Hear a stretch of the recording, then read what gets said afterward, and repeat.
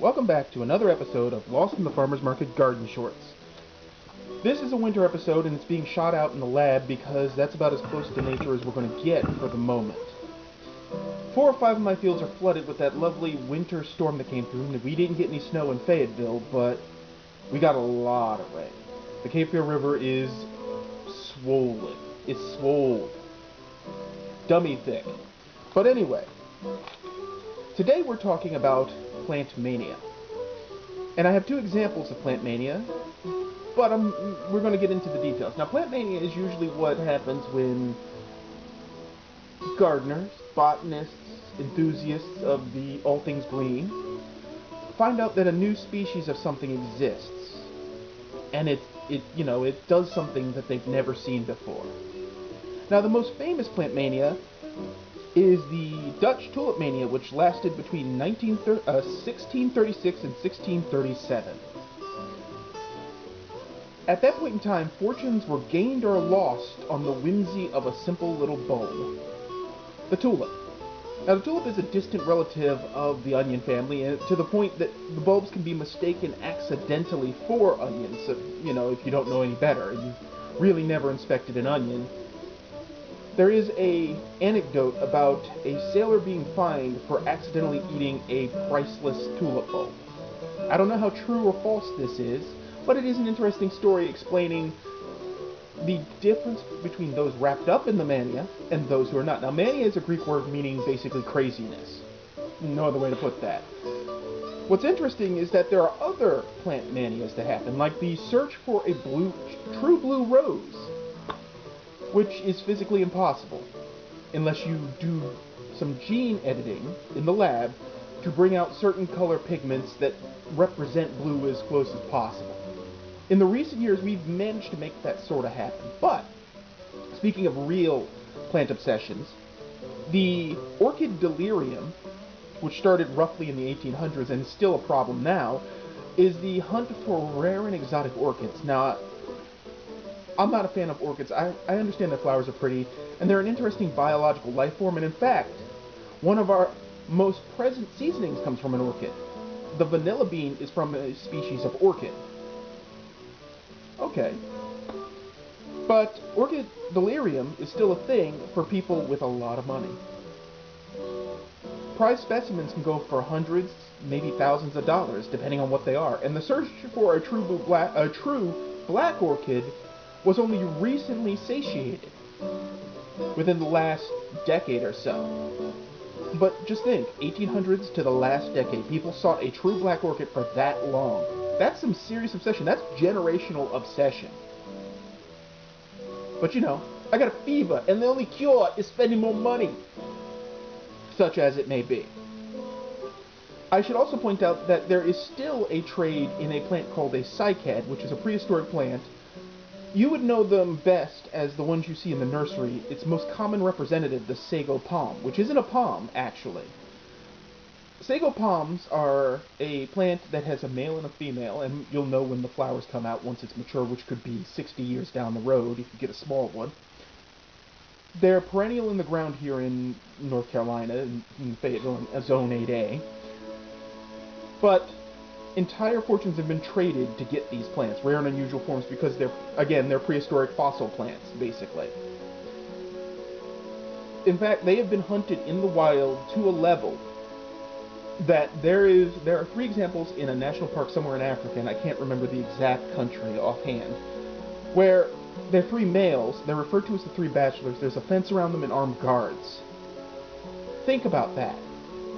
People with money have screwed up the ecosystem so badly that they have basically collected a species of cycad down to 3 individuals. And we don't know if there are any more left. Short of, again, gene splicing and doing some DNA stuff, if those are the last 3 individuals, it's only a matter of time till they die and then they're lost forever. All because someone had some whimsy. Plant mania is a serious thing. It's an obsession and a psychological condition. And I, myself, admit that I get wrapped up in it every now and again, but then I remind myself, hey, stupid, it costs that much money. And then, not so much. So today, with the pointer stick of destiny, I'm going to talk about two rare plants. Now, first and foremost, I'm going to talk about this one in the back. Now, I know what y'all are thinking, but isn't that just a snake plant? Yes, it is. The scientific name for this plant is Sansevieria masoniana. However, I should point out the Sansevieria family has been merged into the Dracaena family now, so they're no longer their own group, so it actually should be said as Dracaena masoniana. It was once called Mason Congo. It is not a hybrid. It's actually a naturally occurring species of the Sansevieria group, and yes, I'm just going to call it Sansevieria for clarity here. Its common name is whalefin snake plant. It's called that because it has massive wide leaves. It's as slow growing as the Sansevieria should be. I mean, they aren't exactly known for breaking world records in growth speed, but it's native to the Democratic Republic of the Congo in Africa. In our climate, it's hardy in USDA zones 9 through 11. I would say probably in the ground more towards the zone 10 to 11 roughly. I don't know about 9, but I digress. The soil pH it prefers is roughly neutral, basically normal potting soil. And when I deal with cactuses, I always say this. Do not buy pre-bagged cactus soil. It is a complete and utter ripoff. You're paying more for something that isn't worth it. You can buy a bag of sand and dope down normal potting soil with no amendments and get essentially cactus soil without having to spend the big cactus soil price. Also, watering habits go a long way towards succulent survival and cactus survival. While some potting soils are designed to hold moisture, are designed to propagate seedlings, so forth, so on, your basic potting soil with no wetting agents, no extra fertilizers, none of those little polymer gel things in it will do just fine. Now, the exposure for this plant is fluorescent lighting, which means like an office setting, even though, considering how much these suckers cost, I would not take this to your work. Or bright indirect light, which could be your living room window or something like that. Now, here's the scandal. On height and width, it can get up to 4 feet tall and have leaves up to 10 inches wide. And as you see, this is pretty wide. It also doesn't have the V-shaped midribs, so it's kind of flat and paddle-like, which is hence the whalefin name. Now that's with optimal growing that big size, that 4-foot leaf length. The average, however, is 2 to 3 feet, with a width of about the same, maybe 8 inches, 6 to 8 inches maybe. Now, it does have a couple alternate names, aside from, Mason Congo, whalefin snake plant, so forth. My favorite is, oh god, it cost all of my cash. And, bankruptcy, here I come. And the third one, which is also entertaining, is, what do you mean you're divorcing me for the plant? Now, the thing is that it is impressively rare. It's slow growing, as I mentioned before. This specimen, and this is disclosure, cost me about $50. Now, some of y'all are going, it cost you what? Okay. I'm going to explain that. Lucy, you got some explaining to do. Yeah, trust me, I can explain that. I own a business, obviously. I grow plants for sale. Occasionally, I'll buy a specimen plant like this one or this one, with the express purpose of knowing that I will propagate it, it will produce offsets, or I can take cuttings, and then I can sell those and recuperate the initial cost, and pay for the materials along the way. Now, this is a long ball bet. This may take years to produce anything, but then again, so did the Spear Sansevieria. I bought one specimen, and it's produced dozens of offsets, which I have sold and recuperated the original cost, the cost of putting it in that lovely pot it's in my living room. So, it paid for itself. The green industry, when you own a business, is not always a cash and carry, fast-moving thing. Sometimes you have to make those long ball bets. Every greenhouse in the world has someone doing this exact same thing. So in my case, this is a write-off expense for my business. I can say, you know, I bought this as an investment. I'm not going to lie, I wanted a whalefin sansevieria just to say I had one. The mania had come up and bit me in the butt. But I can get away with saying it's for my business, and it legitimately is. And that's the difference between me and someone just buying them because they have a compulsion to have them. I know what some of y'all are thinking in the psych field out there. He's making excuses. That boy's making excuses. A little bit. A little bit. I'll acknowledge that. Now, that said, let's move on to number 2. That's not the way I meant that. This one here, this little lovely plant here, it's called the cut glass plant. I was first introduced to it, this plant in a book, an encyclopedia of succulents by, I want to say it was under DK Press and by a guy named Hewitt. And it was in there with the Haworthias. Now, the scientific name of this plant is Haworthia truncata, even though I've heard it listed as Haworthia truncata variety truncata. Because we need more junk in the truncata. Truncata means cut off, which is referring to these stem tips here, where it looks like someone took a mower and just chopped the leaf tips off. But this is a biological adaptation. This is a natural adaptation. This little area here allows light to shine in, so this plant can photosynthesize internally. I mean, yeah, sure, I'm sure it does some on the leaf tip, but the edges of the leaves have a heavy, waxy cuticle. The cuticle of a leaf is the waxy outer coating on the leaf, and it basically serves to keep bad things out, to keep the moisture in, or if there's too much, you know, the stomata, which are little openings in there, open up and let the moisture out and other stuff. It limits the amount of exchange between the outside environment and the internal biology. That's the best way to really describe it. Now, this is also native to South Africa. This is native to Africa. It is hardy in USDA zones 10A through 11B, so you can forget about it up here in North Cackalack. We're zoned 8A. Not going to happen. It prefers a soil pH of 6.6 through 7.5, which is basically neutral, and remember what I said about the potting soil earlier? Basic potting soil.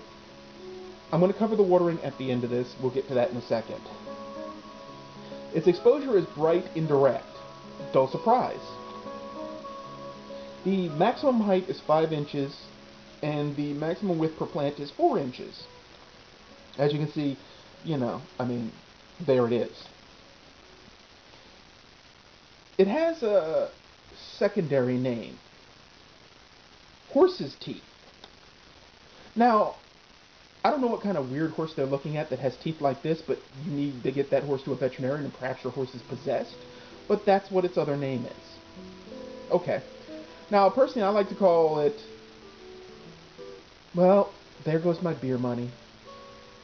Wah, wah. This one cost me about 25 bucks. And that's not counting taxes and travel to get it. However, as I said before, I saw this plant originally, a specimen of this plant originally, in a cactus encyclopedia that I had purchased in the early 2000s, like 2005, 2004, somewhere in that time period. And I looked at it and said, that is the coolest thing I've ever seen. I've got to get one. And wouldn't you know, online, there really weren't as many online plant dealers as there are now. And for the few that were there, none of them had it. And the few that I contacted, none of them even knew what the heck I was talking about. I'm like, I need the cut glass plant. It's Haworthia truncata. You know how to have it. Where is it? I need it. Nope. Well, it finally showed up at one of my favorite plant suppliers. And I was just like, I will not repeat the expletive I said, but it was MFer. What the F? Okay? And I coughed up the cost of it. I wrote that into the R&D budget. And like I said with the whale fin, I wrote it off as a business expense because this thing will eventually create side shoots, and those side shoots will be nurtured and potted up, and then I'll recoup the cost later on. However, not everybody has a greenhouse. So I can get away with these things because I have the facilities to get away with it. Again, psychologists are going, that's an excuse. Yeah, but I do run a business. Anyway, as I said, truncata means cut off, even though a lot of the definitions say truncata means truncated. What a cop-out. Now, I'm going to get to that point about maintenance. Both of these guys, or girls, I don't know, I don't assume gender, because it's 2021, but these plants here will need to be repotted every 2 to 3 years to a larger pot. So this is a 4-inch roughly, so I move this maybe up to assuming I don't separate off the, I do not separate off the offsets, I would move this up to about a 5, maybe about a 5, just to give the offsets room to mature and then produce more offsets. In this case, I would move this up to an 8, or a much larger decorative pot to sustain long-term growth. I have no idea how long it'll be till that produces offsets. But I have a well-thinned Sansevieria, and you don't. Yeah, bragging rights. Now as for the watering. When you're dealing with succulents and cacti, there's a general rule, and I'm actually going to use this plant as a prime example. Sansevierias, aka Sansevierias, are more forgiving. They're tough plants. That's why Sansevieria trifasciata, or the traditional snake plant, is sold in Home Depot and Blows as a tough plant, because it is. The only thing it does not tolerate is complete and utter neglect and or extreme temperature changes. I mean, it will grow slightly faster when it's fertilized, but they can fall victim to the soil being depleted of nutrient, and then they just sort of falter and fail.